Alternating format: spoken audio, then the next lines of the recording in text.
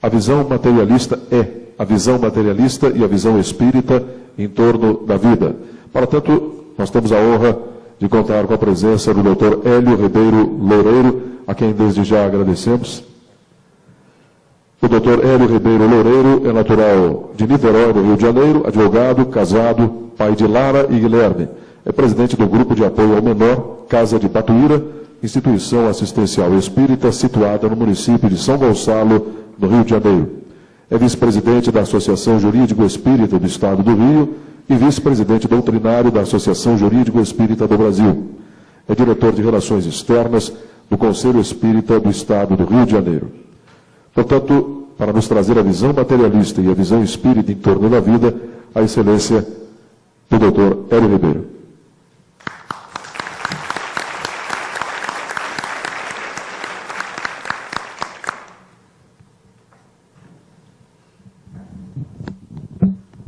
Meus irmãos, minhas irmãs, muita paz a todos. Eu saúdo a mesa na figura de um querido amigo, Dr. Kelps de Vasconcelos, com o qual tive a oportunidade de estreitar os laços através de atividades espíritas. E como é bom trabalhar no espiritismo, como é bom vivenciar essa doutrina que liberta, que consola e que esclarece a muita gente. Então, é com meu peito cheio de alegria que eu estou aqui para participar desse momento único, desse 8º Congresso, onde, com certeza, teremos a oportunidade de conhecer um pouco mais dos contatos existentes entre a ciência espírita e a ciência do direito. Como que nós, aqueles que militamos no judiciário, com a justiça, podemos levar os nossos atos, pensamentos e palavras aquilo que aprendemos na nossa casa espírita. Que Deus abençoe abundantemente esse evento, assim como também abrange. O assunto nos leva a uma reflexão muito profunda, uma vez que, no mundo moderno, percebemos um consumismo desenfreado. Percebemos a vida valendo nada e percebemos que a questão da finitude da vida é também algo que está sendo mal baratado. A visão materialista da vida faz com que sejamos imediatistas. Tudo aqui e agora, quando na verdade a visão espírita da vida nos dá uma consequência diferente. Quando nos apresenta a lei da reencarnação, quando nos diz que hoje estamos colhendo aquilo que ontem plantamos. Para que tenhamos um momento de mudança no nosso modo de ver a vida, deixando de encará-la tão somente numa visão materialista, para passar a percebê-la com uma visão mais ampla, e a visão espírita nos dá essa amplitude, nós temos muitas vezes que recorrer à dor. A dor nos impulsiona para conhecer aquilo que até então não conhecíamos. Seja dor física, seja dor moral, a dor nos impulsiona para sair de um universo materialista para um universo pleno de realizações, de possibilidade de crescimento, que é o universo do espírito, quando aprendemos que nada tem um fim, que a vida inicia antes do berço e que não acaba no túmulo. Então, trouxe algumas histórias para que pudéssemos entender através de exemplos da vida o como é importante para a humanidade do século XXI encarar a vida de uma maneira diferente. A proposta espírita de ser é algo que deve prevalecer sobre aquela proposta do tudo aqui e agora. Quando entendermos que a reencarnação é um fato e que a lei de causa e efeito rege as nossas vidas, tudo nos será mais fácil. Eu tive a oportunidade nessa existência de exercer uma função que muito me deixou feliz. Fui presidente da Federação Espírita do Estado do Rio de Janeiro, uma instituição que hoje está por completar 110 anos de fundação. Em um processo de união e unificação, se associou ao CERJ, então União das Sociedades Espíritas do Estado do Rio de Janeiro, e surgiu o CERJ, o Conselho Espírita do Estado do Rio de Janeiro. Fui, então, o último presidente da, então, Federação do Estado do Rio. E lá promovíamos diversos lançamentos de livros, trazendo autores para, com a casa lotada, ouvir aqueles que têm responsabilidade de escrever, porque é uma responsabilidade muito grande escrever, principalmente livros espíritas, que são livros que dão um norte à vida de muita gente.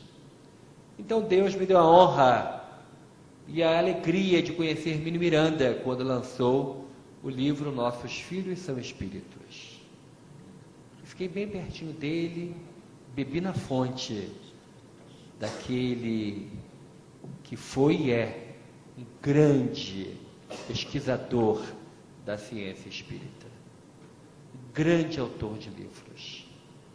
Tive também a oportunidade de conhecer um companheiro que já habita o outro lado da vida, mas que veio à então Federação do Estado do Rio para lançar um livro que, fruto de sua experiência no Hospital Espírita André Luiz de Belo Horizonte, o nosso querido doutor Dante Labate, ele que viveu muitos anos nos Estados Unidos, fundou o grupo espírita lá, ele veio ao Brasil e foi ao Rio de Janeiro, em Niterói, e lançou o livro Materializações Luminosas, Leis Cósmicas em Ação. Mas, antes do lançamento do livro, tivemos a oportunidade de conversar com ele. E ele nos contou um fato interessantíssimo ocorrido com ele, aonde ele pôde ajudar a uma enfermeira, chefe de um grupo de enfermagem norte-americana, a ter uma visão diferente da vida. Chamava-se Mary Ann, e ela estava de plantão quando tudo aconteceu. Dante Labate, ele sofreu um AVC em casa, em Belo Horizonte, e seu filho um de seus filhos, fazia um curso numa universidade norte-americana, exatamente de neurologia, meados da década de 70 do século passado.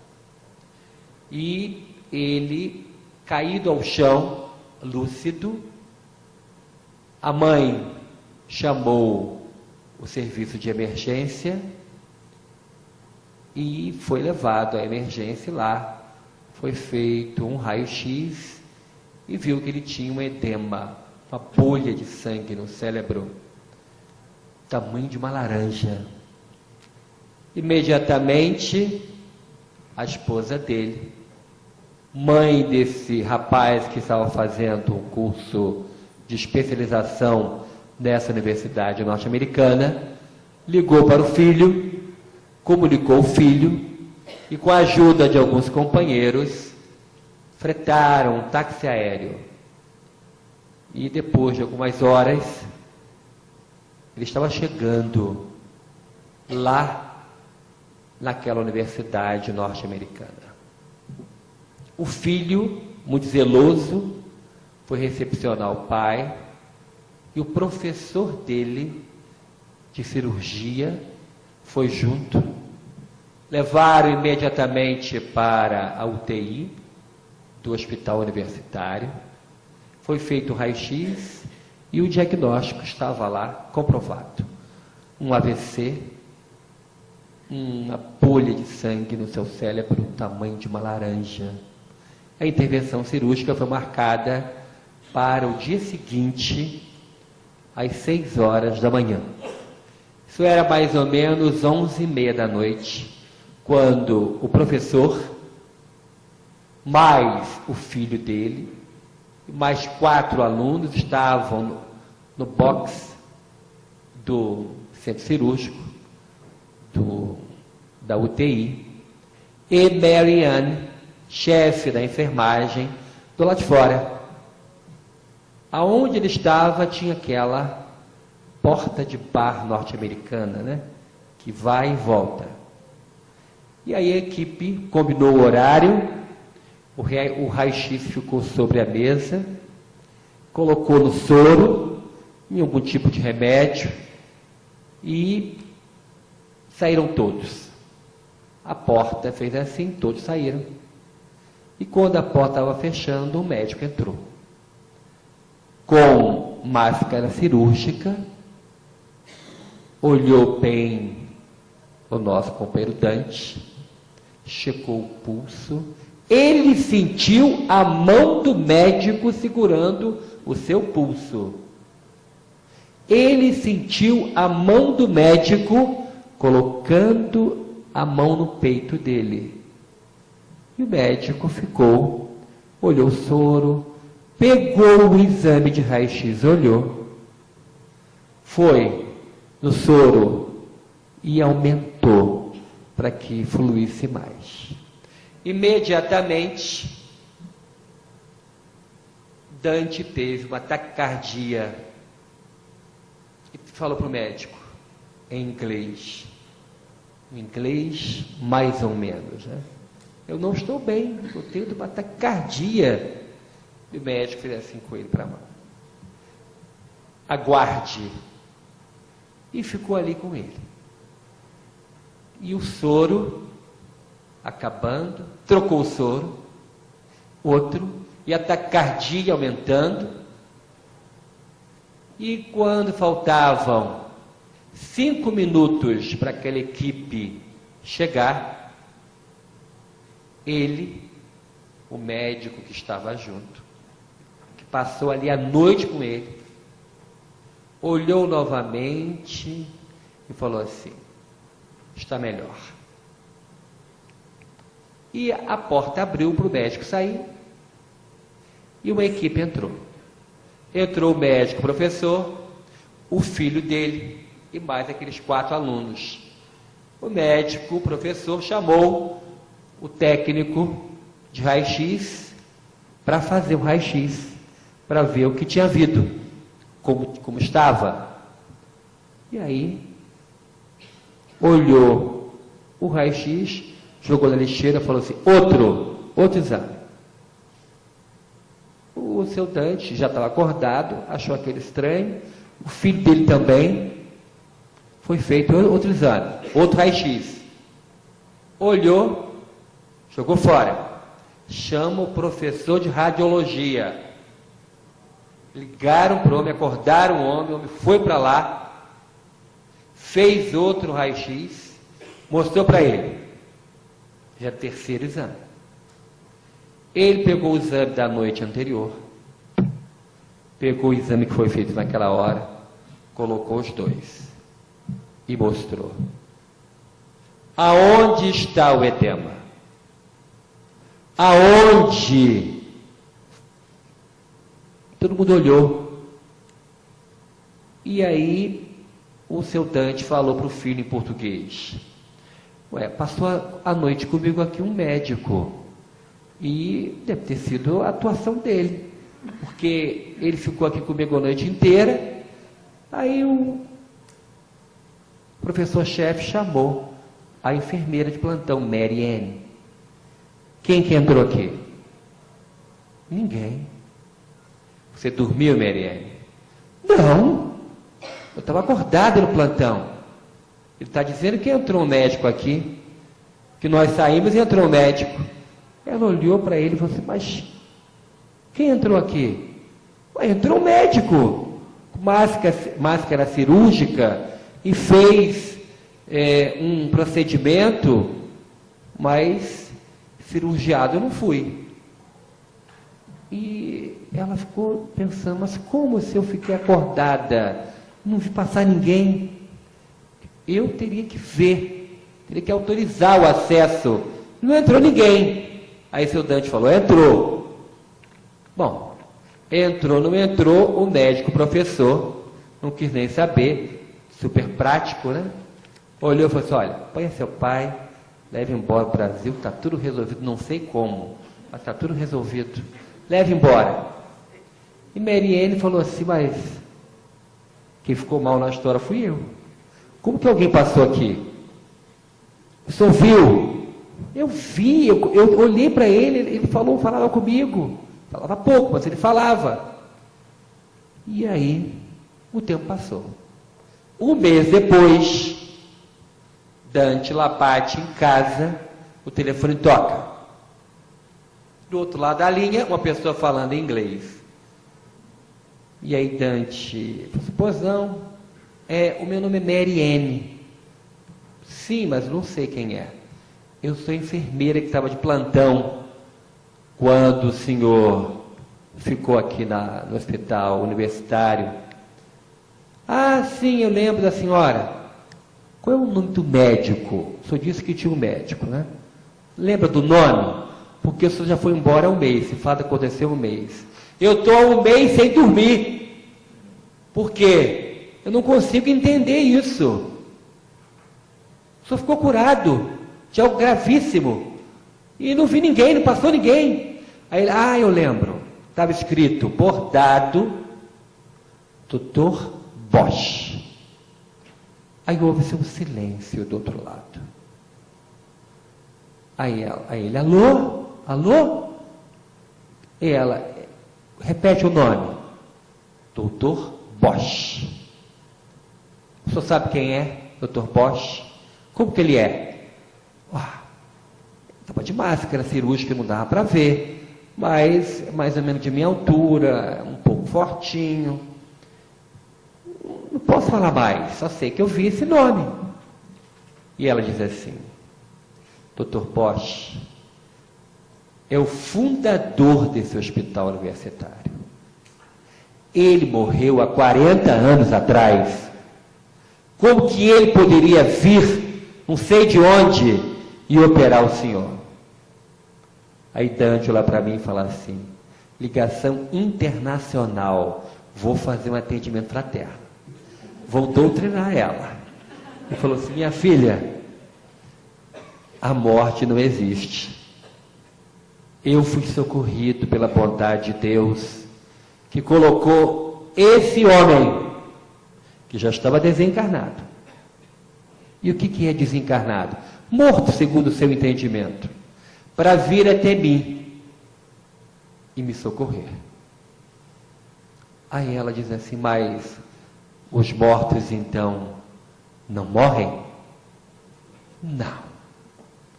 Ninguém nunca me disse isso. Mas eu estou dizendo para você, os mortos não morrem, só os corpos morrem. Eles continuam vivos. Daí em diante, Mary Ann mudou a sua vida. Começou a dar valor a tudo aquilo que era pequenino, que ela não dava valor. Começou a ser mais compreensiva, caridosa, e recebeu de presente do nosso companheiro Dante Labate livros espíritas em inglês.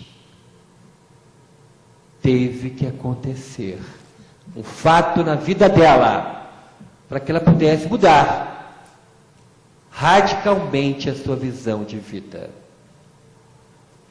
Mas tem uma pessoa que eu gosto muito, que representa exatamente uma transformação pela dor, de quando o assunto é a visão da vida. Um grande amigo que eu tenho, quando eu encontrá-lo no mundo espiritual, eu não sei nem como é que eu vou me comportar. Chama-se Humberto de Campos. Sou um admirador da obra dele. O livro Boa Nova, então, é algo de se ler e reler para todo sempre. É um trabalho grandioso que o repórter do além, como ele mesmo se intitula, tem no mundo espiritual e através de Chico Xavier trouxe diversos livros. Humberto de Campos foi um autodidata. Ele, com um pouco mais de 40 anos, foi eleito para a Academia Brasileira de Letras, no Rio de Janeiro, década de 30 do século passado. Não tínhamos televisão, o rádio estava iniciando o trabalho e o povo consumia livros. Aliás, fiquei muito feliz em ver um posto de venda de livros da nossa Federação Espírita Catarinense no evento. É de uma importância capital, porque um tesouro está ali. A leitura espírita é um tesouro que o ladrão não rouba e que não vai enferrujar nunca. Mas Humberto de Campos, ele tinha um humor refinado. Ele sabia fazer uma crítica que até o criticado achava interessante. Era impressionante o modo como ele escrevia. Era o queridinho do povo. Todos os livros dele eram consumidos avidamente. E um dia, um jovenzinho mineiro foi lançado na mídia nacional através de um livro que causou um rebuliço. A Federação Espírita Brasileira trouxe a lume Parnaso de Além-Túmulo, aonde poetas portugueses e brasileiros desencarnados, através da psicografia de Francisco Cândido Xavier, voltavam à cena e escreviam um livro maravilhoso. E esse livro causou um frisson no meio acadêmico brasileiro. E naquela época, o Rio de Janeiro era a capital do país e a capital cultural do Brasil também. E ali, o livro foi super comentado. Um repórter do jornal O Globo leva um exemplar para Humberto de Campos, na Academia Brasileira de Letras, e fala assim: Humberto, eis aqui o Parnaso de Além-Túmulo. Poetas portugueses e brasileiros mortos escrevem através de um jovenzinho iletrado, lá de Pedro Leopoldo, Minas Gerais. Você podia fazer uma análise para a gente desse livro? O que você vai achar disso? E ele, muito animado com aquela tarefa, porque ele não tinha religião nenhuma, era cortejado pela Igreja Católica, mas nunca admitiu-se católico. Não tinha religião, respeitava a todos, mas nunca admitiu que era partidário desse ou daquele credo. Ele recebeu a incumbência, a tarefa, e falou assim: me dá 3 semanas. 3 semanas depois, o repórter foi a ele e disse assim: eu queria fazer uma entrevista com você. Você já leu Parnaso de Além-Túmulo? Eu já li. Então, pode me dar entrevista? Posso. Então vamos lá, o que você achou do livro? Olha, nada sei de espiritismo. Então, sobre o fenômeno mediúnico chamado psicografia, pouco sei também. Não conheço este médium Francisco Cândido Xavier. Nunca estive em Pedro Leopoldo, Minas Gerais. Sou do Maranhão. Mais uma coisa eu posso dizer. Antero de Quental, que está nesse livro, é ele. Eu conheço. É um estilo inconfundível. Luciano dos Anjos, é ele. Não sei como. Não sei explicar. Mas este jovem fez com que esses poetas mortos tivessem vida e escrevessem o que escreveram. Imediatamente no dia seguinte, saiu no segundo caderno de O Globo a entrevista de Humberto de Campos, de página inteira. Conclusão, a Federação Espírita Brasileira teve que lançar às pressas uma edição emergencial, porque o livro foi consumido literalmente. Acabou. O povo que era fã de Humberto de Campos começou a comprar o livro. E aí, aquela pergunta ficou. Se nem Humberto de Campos sabe como que isso aconteceu, mas ele aprovou. Se ele aprovou, é bom. Aí iniciou-se uma amizade, mesmo que não fossem apresentados em vida, encarnados, os dois nunca se encontraram. Humberto de Campos e Chico Xavier. Humberto de Campos veio a passar pela prova da dor. Poucos de nós sabemos passar pela prova da dor. Poucos de nós a encaramos com coragem, sem lamentar, sem reclamar. Humberto não reclamou.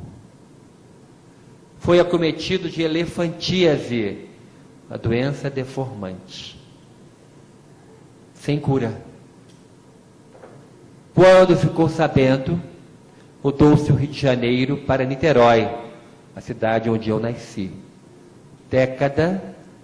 Iniciozinho da década de 40 do século passado. Naquela época, a praia de Icaraí era limpíssima. E ele gostava de caminhar à beira-mar, respirando fundo. Nunca blasfemou, nunca reclamou.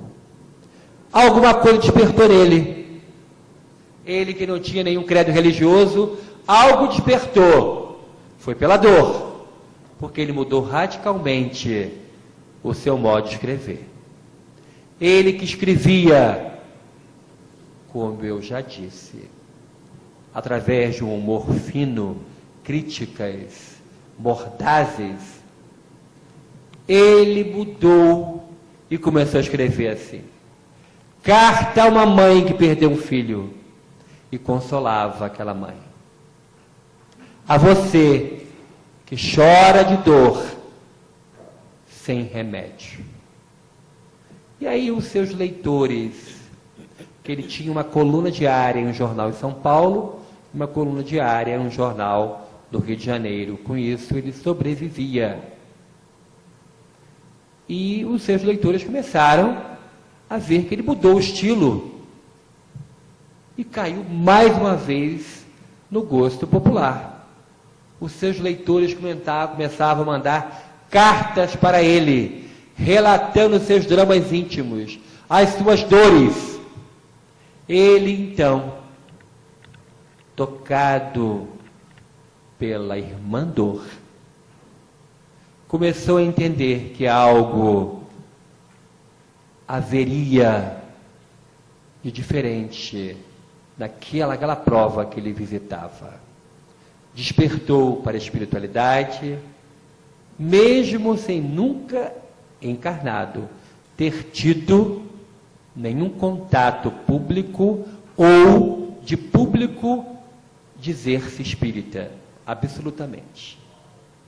Mas ele, com as cartas que começou a receber dos seus leitores, 20, 30, 40 cartas por dia, relatando as dores, o país inteiro escrevia para ele. Ele escolhia algumas e preparava uma resposta e publicava no jornal, no Rio e em São Paulo. Essas cartas eram replicadas em diversos outros jornais de outras capitais do Brasil. Todo mundo sabia que ele tinha elefantíase. Todo mundo sabia que ele ia morrer. Mas ele deu um grande exemplo. Ao invés de reclamar, ele começou a consolar. Mas a prova dele era maior. Não parou aí. Ele ficou cego. Com elefantíase e cego. E aí a secretária lia as cartas para ele e ele ditava as respostas, ditava o artigo. Só que a prova foi maior ainda. Ficou surdo. Com elefantíase, cego e surdo. E aí veio a desencarnar. Poucos meses após o seu desencarne, ou melhor, 1 ano e poucos meses, Chico Xavier teve um sonho.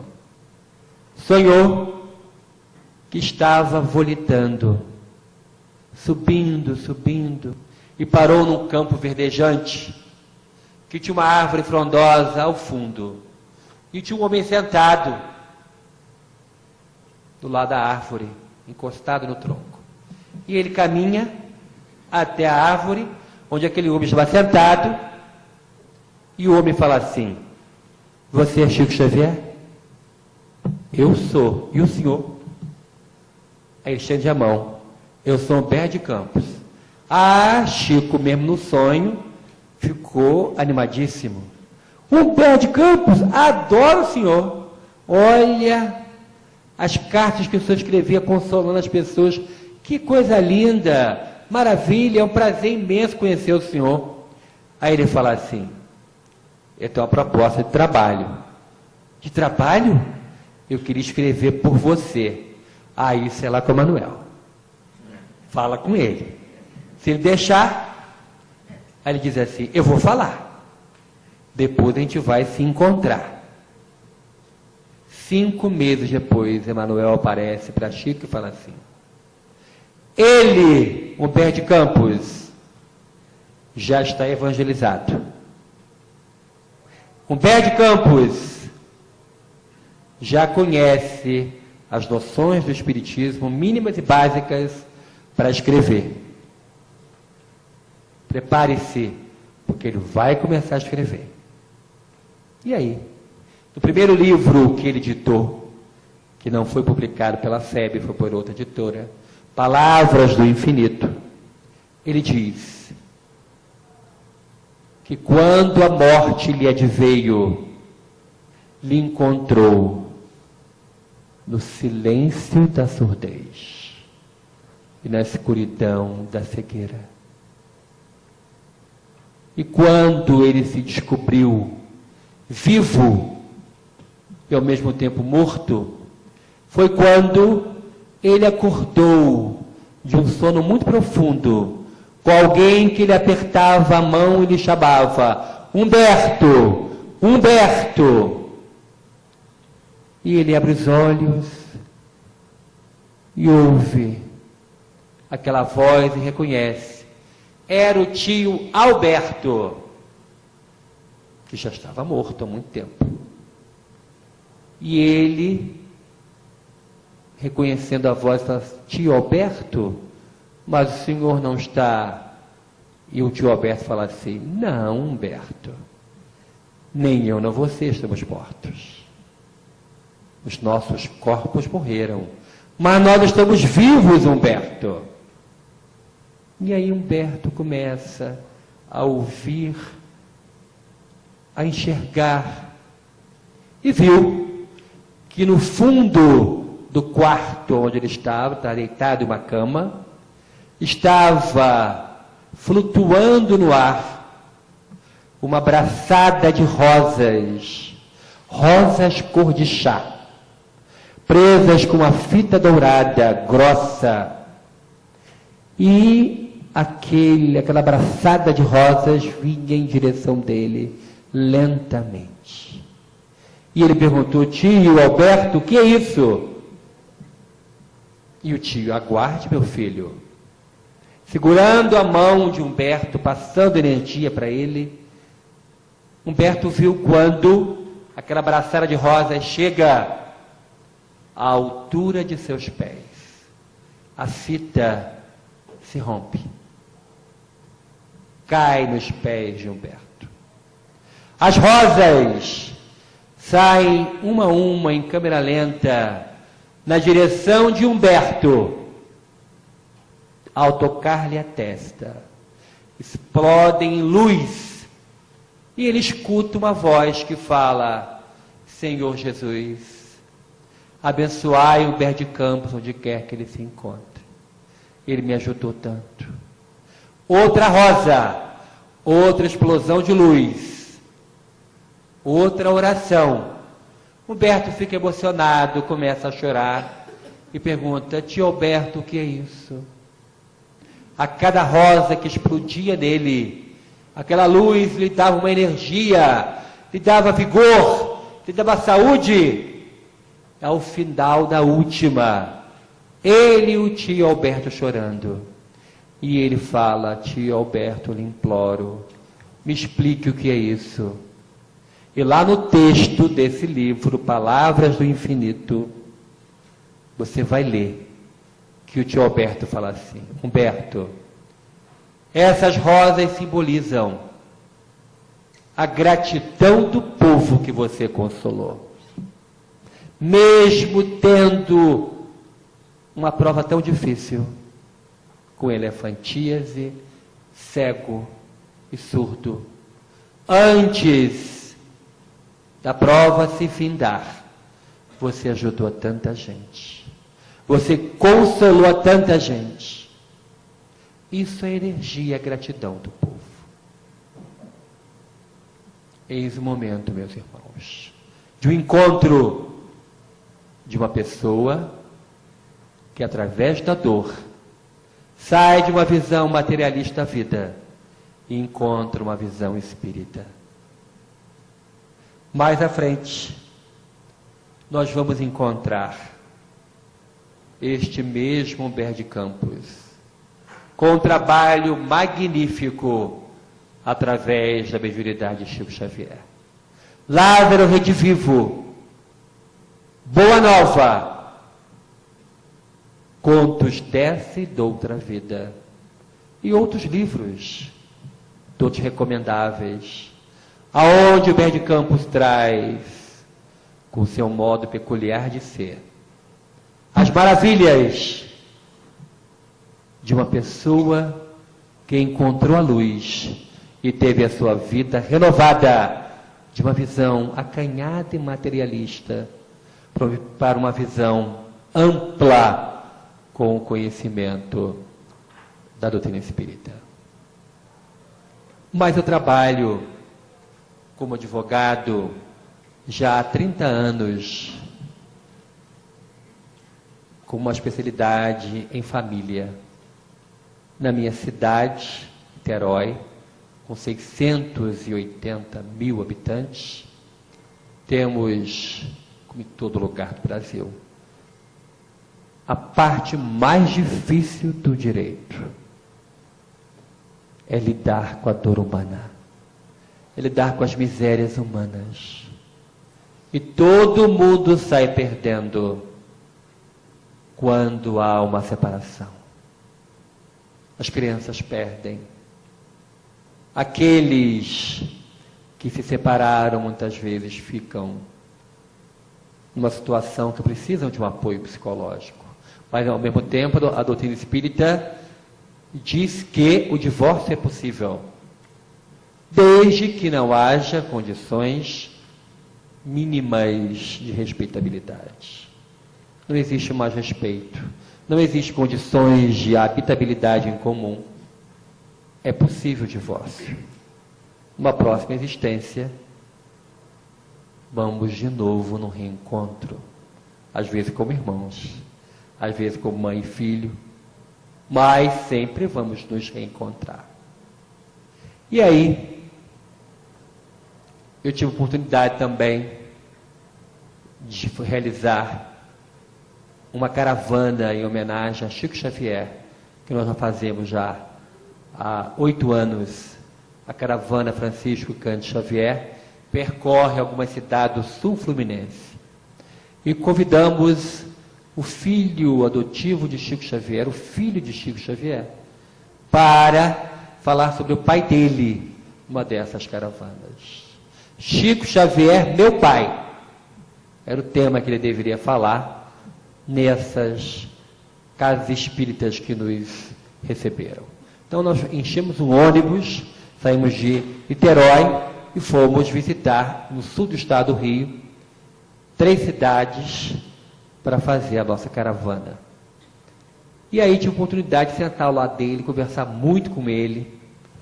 E aí perguntei a ele assim: seu pai passou alguma vez por algum aperto por causa de algum materialista, de alguém que não acreditou na mensagem? Você viu seu pai passando por algum aperto? Você viu? Pode me contar um? Me conta um caso. E aí ele contou um caso muito triste, mas ao mesmo tempo serve de um exemplo para todos nós. Nós que militamos junto com o direito de família, muitos aqui militam, sabemos como dói ver uma criança sofrer com uma separação. E nós também sabemos como dói para um pai e para uma mãe perder um filho. Não há dor maior do que enterrar um filho. Pela lei natural, nós somos enterrados por eles. Mas é algo inenarrável a dor de um pai e de uma mãe que perde um filho. Pois depois de uma separação muito ruidosa, no início da década de 80 do século passado, acertou-se que a única filha do casal ficaria com a mãe. E o pai conseguiu um emprego em outro estado, de 15 em 15 dias vinha ver a filha. Depois passou a ser uma vez ao mês. A menina e ele, numa afinidade impressionante. Um amor entre pai e filha impressionante. Mas o ódio que fez com que o casamento fosse rompido aumentava entre os dois, os pais daquela menina. A menina tinha 9 anos, quando, atravessando uma rua com a mãe, solta a mão da mãe e é atropelada e vem a desencarnar. O pai ficou sabendo, foi ao enterro inconsolável. Dava pulos de ódio, gritava, chamando a mãe de assassina. Algo terrível de se ver. Passados 3 anos, de dor insuportável para aquele pai e para aquela mãe, aquele pai que não acreditava em nada, ele tinha feito um trato com a filha. Na hora de ir embora, a filha disse: ah, papai, é só mês que vem agora, né? É, minha filha, mas quando você estiver com muita saudade de mim, Vamos combinar o seguinte: você fecha os olhos, pensa em mim e pede aquele lá de cima, não falava nem o nome de Deus, pede aquele lá de cima para que ele te ajude. E quando você abrir os olhos, eu vou estar na sua frente. Ah, papai, você sente saudade de mim? Muita também, minha filha. Então faz isso também? Vamos então combinar? Quando você tiver saudade de mim, você fecha os olhos, pede aquele lá de cima, e quando você abrir os olhos, voltar na sua frente. Combinaram isso? Só ele e a filha sabiam desse combinado. 3 anos de dor. 3 anos que choravam sem parar. A família de ambos, sem que tivessem contato, combinam de ir nas reuniões consoladoras de Chico Xavier, aonde aquele homem abençoado emprestava o seu braço, para que aqueles espíritos voltassem e ditassem cartas consoladoras para o pai e para a mãe, para os seres amados. E a reunião ia começar quando chegaram. Ele levou um susto e perguntou para a irmã dele que levou: você combinou com ela de vir aqui? Não, nem sabia que minha cunhada, ex-cunhada, viria aqui. Não, mas, bom, cada um ficou de um lado, longe um do outro. E Chico começou a receber as cartas. 3 da manhã ele começou a ler. E a mãe chorando, vendo uma outra sendo consolada. Só em ver a outra ser consolada, ela já ficava feliz. A última carta começava assim: mãezinha querida, não chora mais não. As suas lágrimas me impedem de ter um sono aqui onde eu estou. Eu não tenho um minuto de sossego com você chorando assim. E aí a mãe levanta, dá um pulo e diz: é a minha menina. Nessa mesma hora, o pai do outro lado levanta e diz: não é mentira, isso é uma fraude. E Chico, impassível, com aquela brandura de espírito superior, com aquela mansidão de espírito de luz, continua a ler a carta consoladora. Mais um parágrafo, a mãe chorando, o pai fazendo show. Não é? E ela dizendo: é. Ele chega perto do médium com o dedo em riste, quando Chico lê o último parágrafo, que dizia mais ou menos assim: meu pai, eu sei que você também chora muito, mas lembra do nosso combinado. Quando você tiver saudade de mim, feche os olhos, peça aquele lá de cima, e quando você abrir os olhos, eu vou estar na sua frente. Quando o homem ouviu Chico lendo aquilo, caiu de joelhos aos pés de Chico, pega as mãos do homem apóstolo, beija e diz assim: é a minha filha, ela não morreu, modificou-se. Através de uma carta consoladora, a visão mudou. Meus irmãos, minhas irmãs, Abrame tem um sério compromisso, muito maior do que a gente possa imaginar. Levar as luzes do Espiritismo para a máquina tão fria do judiciário.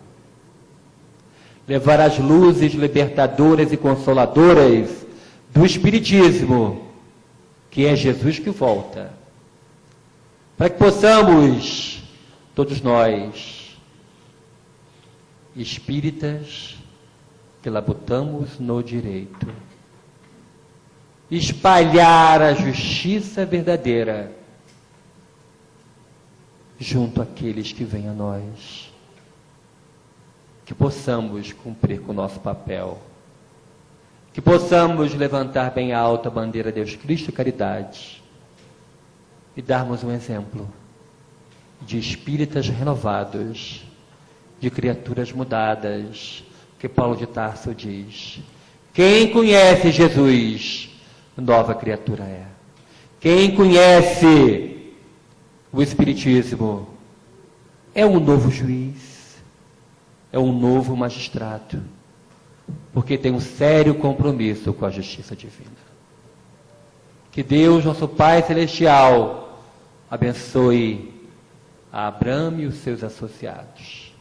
Abençoe esse congresso e que todos nós possamos sair daqui com os nossos compromissos espirituais renovados, porque aquele lá de cima nos ama muito. Paz a todos. Muito obrigado.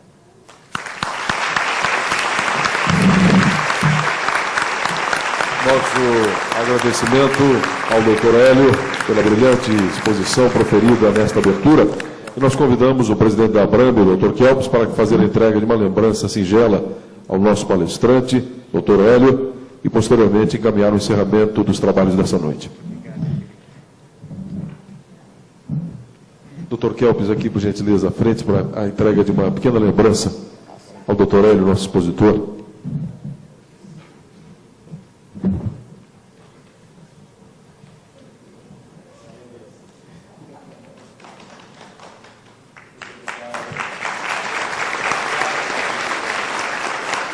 Passamos a palavra ao Dr. Kelps para o encerramento dos trabalhos dessa noite. Meus queridos amigos, meus queridos irmãos, depois de uma palestra tão gratificante, tão agradável, tão consoladora, que o nosso querido amigo Hélio Ribeiro Loureiro nos trouxe, nós vamos convidar a todos para amanhã darmos continuidade a este nosso congresso, esclarecendo que nossas atividades no dia de amanhã iniciarão impreterivelmente às 14 horas. Nós optamos, a diretoria da Abramo optou, quando da organização deste evento, por deixar o período da manhã do sábado livre, para que todos aqueles que venham de outras regiões, de outros estados, possam ter pelo menos um momento para fazer o seu passeio, fazer o seu turismo, descansar um pouco mais, para que tenhamos um evento um tanto mais leve, em termos de quantitativos, porém profundo e importante em conteúdo para todos nós. Então, a manhã toda de amanhã será livre para todos passearem, descansarem, irem à praia, fazerem as suas atividades pessoais. Porém, às 14 horas retomamos com a primeira palestra com o nosso querido amigo Pablo Stolze Gagliano, que é juiz de direito no estado da Bahia e que nos trará o tema perdão e conciliação. Então ficam todos convidados, lembrando que amanhã também na programação nós teremos o lançamento do primeiro livro da Abramo, editado, publicado pela Abramo, que é uma coletânea de artigos que foram escritos por vários dos nossos associados ao longo dos anos, já publicados nas revistas da Abramo, que foram editadas, mas com limitação, né, de distribuição, uma distribuição mais restrita, mas que agora, em forma de livro, é distribuída ao mercado editorial para que todos possam ter acesso àquelas informações, porque são artigos atemporais. Então amanhã teremos o lançamento desta obra, que já está aqui colocada à venda, juntamente também com obras dos palestrantes que aqui estão e que têm livros escritos, a exemplo do Dr. Ricardo de Bernardi, que amanhã também nos brindará com a sua palestra, e que também está com obras dele à disposição aí para todos na livraria. Então, agradecendo mais uma vez pela presença ilustre de todos aqui nesta solenidade de abertura, damos por encerradas as atividades de hoje e convidamos mais uma vez para todos amanhã. Muito obrigado, boa noite.